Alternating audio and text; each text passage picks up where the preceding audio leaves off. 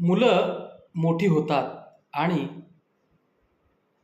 त्यांना पंख फुटतात. मग ते त्यांच्या मनाप्रमाणे मोकळे होतात उडण्यासाठी जगभरात.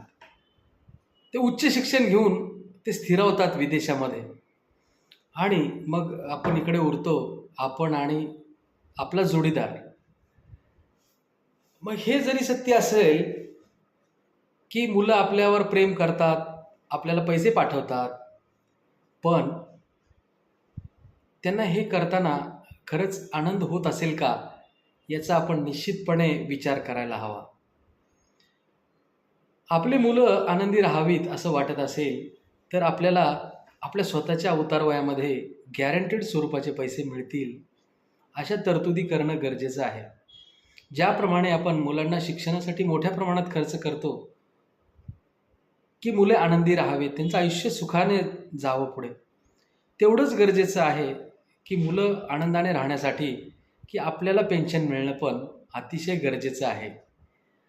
तर आत्ता तुम्ही किती 40चे असाल, 35चे असाल, 30चे असाल, जेवढं लवकर तुम्ही सुरुवात कराल, एखाद्या चांगल्या सल्लागाराचा सल्ला घ्या आणि सुरुवात करा गुंतवणूक करायला, बचत करायला.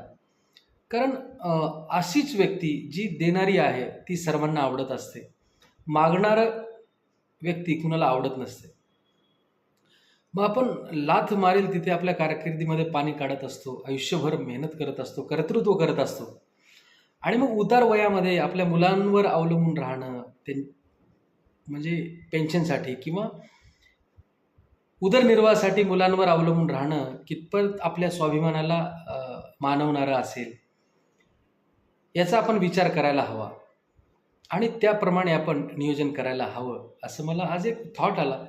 काय माहिती बरेच दिवस असा मला हा थॉट वारंवार येतोय, कारण भविष्यामधलं मला ते आव्हान वाटतंय, की भारतापुढे जर मोठं काही आव्हान असेल तर पेन्शन असणार आहे, असं मला मनापासून वाटतंय. तर आत्ता जे जात्यामध्ये आहेत, आत्ता जे सुपामध्ये आहेत ते उद्या जात्यात असणार आहेत. मग सुपात असतानाच आपण तयारी करूया, की आपण भरडले जाणार नाही, या दुःखामध्ये भरडलं जाणार नाही, की मागण्याच्या पोझिशनमध्ये आपण जायला नको, कायम आपण देण्याच्या पोझिशनमध्ये असू. एक मी नेहमी तुम्हाला गोष्ट मागे पण सांगितली असेल किंवा आताही सांगतो परत एकदा, की असे कोणते आजोबा मुलांना किंवा नातवंडांना आवडतील, की जे मुलांना खाऊ घेऊन जातात, फळे घेऊन जातात, चॉकलेट्स घेऊन जातात, की दुसरे आजोबा जे आहेत ते त्यांना पैसे मागायला जातात, दर आठवड्याला किंवा दर महिन्याला पैसे मागायला जातात मुलांना, सुनांना. तर कोणत्या आजोबावर जास्त प्रेम करतील मुलं, सुना, नातवंडे, असं तुम्हाला वाटतं? तर निश्चितपणे जे मुलांना पैसे मागायला जातात ते आजोबा नातवंडांना, मुलांना, सुनांना आवडणार नाहीत, ही वस्तुस्थिती आहे, ही मान्य करावी लागेल आपल्याला. तर तेच आजोबा मुलांना, सुनांना, नातवंडांना आवडतील, की जे दर आठवड्याला फळं घेऊन येत आहेत, मुलांना चॉकलेट्स घेऊन येत आहेत, इवन मुलाला म्हणतात की तुला कुठे फिरायला जायचं आहे का, मी काय तुला पैसे देऊ का? सो देण्याच्या पोझिशनमध्ये आपण राहिलं तर आपला आदर सत्कार होईल, आपला मान सन्मान टिकून राहील, अभिमानाने आपलं जी या आयुष्याची संध्याकाळ आहे ती स्वाभिमानाने जाईल, असं मला वाटतं.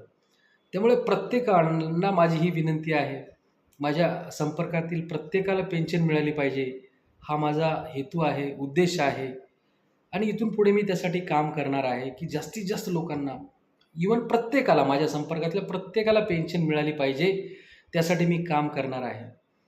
तसेच तुमच्या संपर्कातीलही प्रत्येकाला पेन्शन मिळावी, त्यासाठी हा माझा व्हिडिओ त्यांना पाठवा, जेणेकरून त्यांनाही पेन्शन मिळत राहील आणि उतार वयामध्ये तुम्हाला ते धन्यवाद दिल्याशिवाय राहणार नाहीत, मला धन्यवाद दिल्याशिवाय राहणार नाहीत. आणि याच्यासारखी आनंदाची गोष्ट नाही आहे आयुष्यामध्ये, की आपण कुणाच्या तरी कामाला पडलो, आपल्यामुळं कुणाला तरी उपयोग झाला, कुणाला तरी पेन्शन सुरू झाली, याच्यासारखा आनंद नाही आहे.